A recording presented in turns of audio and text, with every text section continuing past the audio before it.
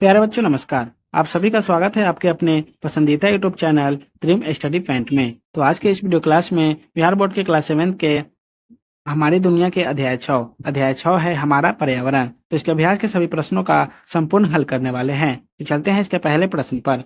पहला प्रश्न दिया हुआ है, पर्यावरण किसे कहते हैं? तो इसका उत्तर होगा, हमारे आसपास जो भी दृश्य और अदृश्य वस्तुएं हैं, इन सबको मिलाकर बनने वाले अंतर्जाल को पर्यावरण कहते हैं। नदी, पहाड़, जंगल, जीव जंतु, घर, सड़क, पुल, कल कारखाने आदि दृश्य वस्तुएं हैं। मानवीय रीति रिवाज, परंपराएं, आदतें आदि अदृश्य वस्तुएं हैं। इन सभी को मिलाकर पर्यावरण का निर्माण होता है। 2 नंबर प्रश्न है, पर्यावरण कितने प्रकार के होते हैं, वर्णन कीजिए। इसका उत्तर होगा, पर्यावरण मुख्यतः 2 प्रकार के होते हैं। पहला हो जाएगा प्राकृतिक पर्यावरण तथा दूसरा मानव निर्मित पर्यावरण। पहला क्या है, प्राकृतिक पर्यावरण क्या होता है? तो प्राकृतिक पर्यावरण के अंतर्गत नदी, पहाड़, जंगल, जैव मंडल आदि आते हैं। जैव मंडल में सभी जीव जंतुओं को रखा गया है। और दूसरा है मानव निर्मित पर्यावरण। तो मानव निर्मित पर्यावरण क्या होता है? छोटे बड़े घर और भवन, काल कारखानों, कृषि से संबंधित उपकरण, कुआं, तालाब, सड़क, पुल, पुलिया, गली कूची आदि मानव निर्मित पर्यावरण है। 3 नंबर प्रश्न है, स्थल मंडल, जल मंडल एवं वायुमंडल किसे कहते हैं? इसका उत्तर होगा, स्थल मंडल, जल मंडल एवं वायुमंडल का संक्षिप्त परिचय निम्नांकित स्थल भूमि का वह भाग जिस पर जीव जंतु रहते हैं, जैसे मकान, पेड़ पौधे, पहाड़, पठार, मैदान और खेत खलिहान आदि को स्थल मंडल कहते हैं। विभिन्न प्रकार के खनिज और खनिज लवण आदि स्थल मंडल पर्यावरण के उदाहरण हैं। जल मंडल सागर, महासागर, झील, नदी, कुआं, तालाब, बादल, वर्षा आदि सभी मिलकर जलमंडल का निर्माण करते हैं। वायुमंडल जिस गैसीय आवरण से पृथ्वी घिरी हुई है उसे वायुमंडल कहते हैं। इनमें मुख्य गैस है nitrogen, oxygen, carbon dioxide. Oxygen को मनुष्य सांस लेता है और कार्बन डाइऑक्साइड से पौधे अपना भोजन बनाते हैं।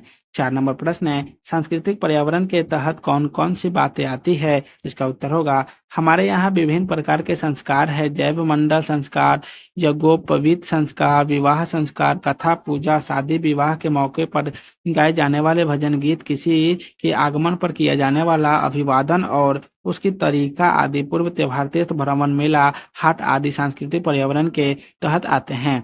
वृक्ष पूजा, कुआं पूजा, गंगा पूजा, सूर्य को जल अर्पण आदि सांस्कृतिक पर्यावरण में ही आते हैं। जिन प्राकृतिक साधनों से हमें लाभ पहुंचता है उन सभी को आदर देने के लिए हमारे पूर्वजों ने किसी न किसी रूप में उन्हें पूजना आरंभ कर दिया।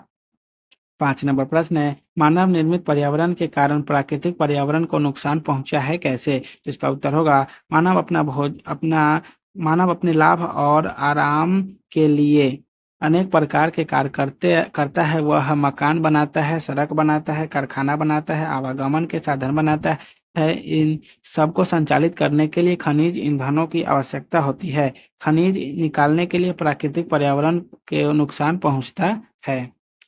भवन और कारखानों तथा सड़क बनाने के लिए पत्थर की मिट्टी की आवश्यक पड़ती है। सीमेंट बनाने के लिए चूना पत्थर और विभिन्न खनिजों को आवश्यकता पड़ती है। पत्थर गिट्टी के लिए पहाड़ तोड़े जाते हैं। इन सभी कार्यों से पर्यावरण को नुकसान पहुंचाता है। 6 नंबर प्रश्न है, किन घटनाओं से सांस्कृतिक पर्यावरण को क्षति होती है? इसका उत्तर होगा, आज यह प्रथा सी चल गई है कि पढ़ लिख कर अपना गृह गांव छोड़कर लोग अन्यत्र नौकरी पर चले जाते हैं। वहां विभिन्न स्थानों और परंपरा रिवाजों वाले लोग रहते हैं। उनके रहन सहन और खाने पीने में भी समानता नहीं रहती है। अतः पड़ोसी होकर भी व्यक्ति को एक दूसरे से पूर्व त्योहार में हिस्सा नहीं ले पाता और इधर अपने गांव नगर के त्योहार तो छूट जाती है। इन्हीं कारणों से सांस्कृतिक पर्यावरण को क्षति होती है। 7 नंबर प्रश्न है, आपके पास कौन कौन से परितंत्र है? चित्र बनाकर किसी एक का वर्णन करें। इसका उत्तर होगा, हमारे पास स्थलीय परितंत्र है। इस परितंत्र में नदी, पहाड़, पेड़ पौधा, सड़क, घर, विद्यालय, आवागमन के गधन, साकिन, कर, गग, कुआं, चापाकल आदि है। इसमें खेत खलिहान भी है जहाँ से हम अनाज और सब्जियां मिलती है। स्थलीय परितंत्र का चित्र निम्नांकित है। 8 नंबर प्रश्न है, हम किन उपयोग को अपनाकर पानी के खर्च को कम कर सकते हैं? तो इसका उत्तर होगा, पानी का सही उपयोग करके ही हम पानी के खर्च को कम कर सकते हैं। हमें इसका अपव्यय नहीं होने देना चाहिए। 9 नंबर प्रश्न है, पर्यावरण को नुकसान पहुंचाकर हम अपनी जीवन संकट में डाल रहे हैं कैसे? तो इसका उत्तर होगा, हम कभी-कभी अनजाने में पर्यावरण को नुकसान पहुंचाते हैं और कभी-कभी हम जानबूझकर भी पर्यावरण को नुकसान पहुंचा देते हैं। हम कभी गंदी बाल्टी को कुएं में डाल देते हैं, गांव या शहर की नालियों को नदी में मिला देते हैं। इससे नदी जल गंदा हो जाता है। गंदे कुएं और गंदी नदी का पानी पीकर हम स्वयं बीमार हो जाते हैं। विभिन्न कारगुजारियों से हम वायु को दूषित कर देते हैं और हम ही उस वायु में सांस लेते हैं और बीमार पड़ जाते हैं। इस प्रकार हम देखते हैं कि पर्यावरण को नुकसान पहुंचाकर हम अपना ही जीवन संकट में डाल लेते हैं।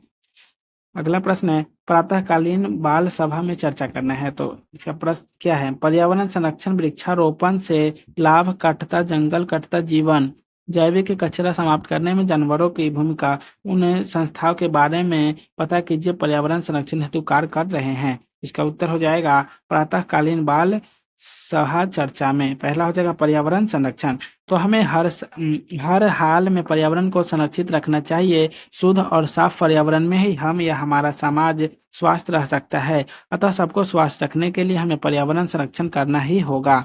दूसरा है वृक्षारोपण। तो आजकल बड़ी तेजी से पेड़ों की कटाई हो रही है। घर बनवाने और फर्नीचर तथा जलावन के लिए लकड़ियों की आवश्यकता बढ़ चली है। इस कारण वायुमंडल में कार्बन डाइऑक्साइड की मात्रा बढ़ने लगी है। इस पर रोक लगाने के लिए हमें वृक्षारोपण पर जोर देना चाहिए। तीसरा है कटता जंगल घटता जीवन। जैसे जैसे जंगल कटते जा रहे हैं वैसे वैसे कार्बन डाइऑक्साइड और ऑक्सीजन का संतुलन बिगड़ने लगा है। इससे हमें एक तो ऑक्सीजन की कमी हो रही है और दूसरी ओर वातावरण में कार्बन डाइऑक्साइड की मात्रा बढ़ने लगी है। इन दोनों बातों का कुप्रभाव हमारे स्वास्थ्य पर पड़ने लगा है। इससे औसत वायु वर्ष घटने लगा है और अपने जीवन को बचाने के लिए हमें जंगल को बचाना होगा। 4 नंबर प्रश्न है, चौथा पॉइंट है जैविक कचरा समाप्त करने में जानवरों की भूमिका। तो जैविक कचरा से तात्पर्य है मृत पशु। इनको समाप्त करने के लिए गिद्ध, चील, कुत्ते, सियार आदि बड़े काम के सिद्ध होते हैं, बल्कि इन्हें जो प्राकृतिक सफाई कर्मचारी तक कहा जाता है। 5वां है पर्यावरण संरक्षण हेतु कार्य कर रही संस्थाएं क्रियाशील। पर्यावरण से जुड़ी अखबार में छपी खबरों को कलंकित कर कोलाज बड़े पेपर पर साटना, बाइंड एवं कक्षा में प्रदर्शित कीजिए। इन बातों का आपन जावन में उतारने का प्रयास कीजिए। पर्यावरण संरक्षण सुलभ इंटरनेशनल संस्था में योगदान की जानकारी पता कीजिए। उन व्यक्तियों का नाम एवं कार्य का पता कीजिए जो पर्यावरण संरक्षण से जुड़े हैं। संकेत, क्रियाशील के काम छात्र स्वयं करेंगे। तो प्यारे बच्चों, आज की इस वीडियो को यहीं समाप्त करते हैं। फिर मिलेंगे नेक्स्ट वीडियो में। वीडियो अच्छा लगा होगा तो वीडियो को लाइक कर दीजिएगा, चैनल को सब्सक्राइब कर दीजिएगा। तो आप सभी को वीडियो देखने के लिए बहुत बहुत धन्यवाद।